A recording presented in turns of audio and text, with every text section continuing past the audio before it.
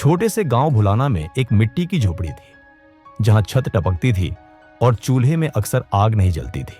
उस झोपड़ी में रहता था अर्जुन, एक दुबला पतला नंगे पैर चलने वाला 16 साल का लड़का जिसकी आंखों में कुछ खास था, एक चमक, एक जिद और एक सपना।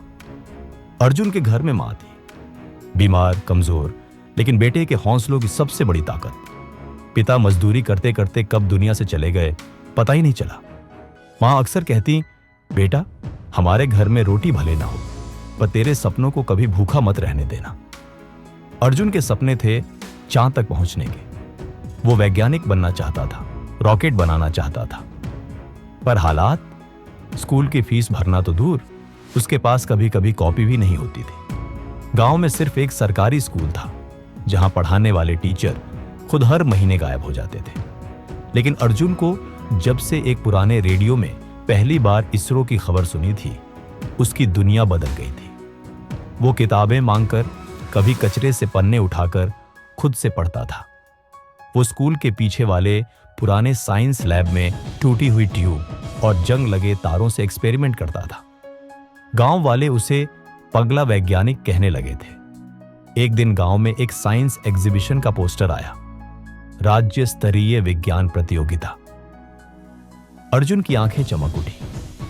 उसने अपनी वह पुरानी किताबें खोलकर एक मॉडल बनाना शुरू किया, एक छोटा रॉकेट जो लकड़ी और प्लास्टिक की बोतलों से बना था।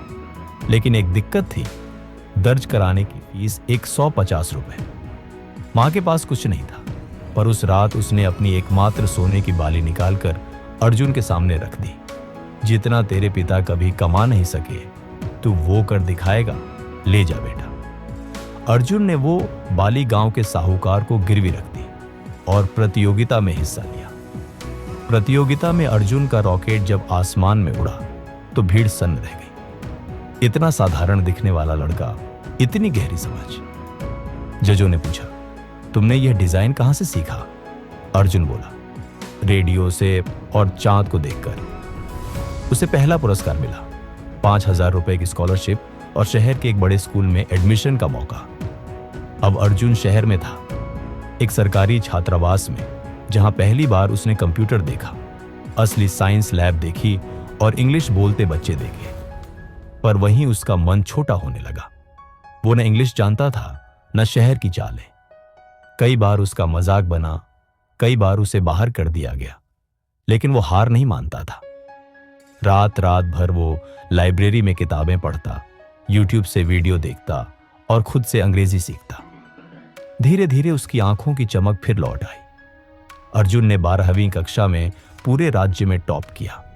विज्ञान प्रोजेक्ट ने आईआईटी के प्रोफेसरों का ध्यान खींचा। उसे इसरो के एक स्पेशल यंग इनोवेटर्स प्रोग्राम में बुलाया गया।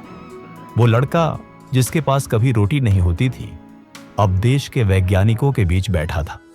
एक दिन जब उसने अपनी मां को फोन किया और कहा, मां, मैं इसरो की लैब में खड़ा हूं, तो दूसरी ओर से बस सिसकियां आईं। अर्जुन का सपना था इसरो में एक वैज्ञानिक बनना, लेकिन इसके लिए उसे आईआईटी में जाना था। लाखों बच्चे उस परीक्षा की तैयारी सालों करते हैं, लेकिन अर्जुन के पास कोचिंग के पैसे नहीं थे, तो उसने खुद से तैयारी की। हर सुबह 4 बजे उठता, खाली कमरे में टाइमर लगाकर मॉक टेस्ट देता और फिर रात को अपनी गलतियां पढ़ता। उस दौरान वो भूखा भी सोया, बीमार भी पड़ा, पर रुका नहीं। और फिर परीक्षा का दिन आया। जब रिजल्ट आया तो अर्जुन को खुद यकीन नहीं हुआ, उसका नाम ऑल इंडिया रैंक 37 पर था, आईआईटी बॉम्बे, एरोस्पेस इंजीनियरिंग। उस दिन गांव में ढोल बजे और पहली बार अर्जुन के घर के चूल्हे पर रोटी भी बनी और मिठाई भी। आज अर्जुन इसरो में एक वैज्ञानिक है जो गगनयान मिशन के रॉकेट डिजाइन पर काम कर रहा है।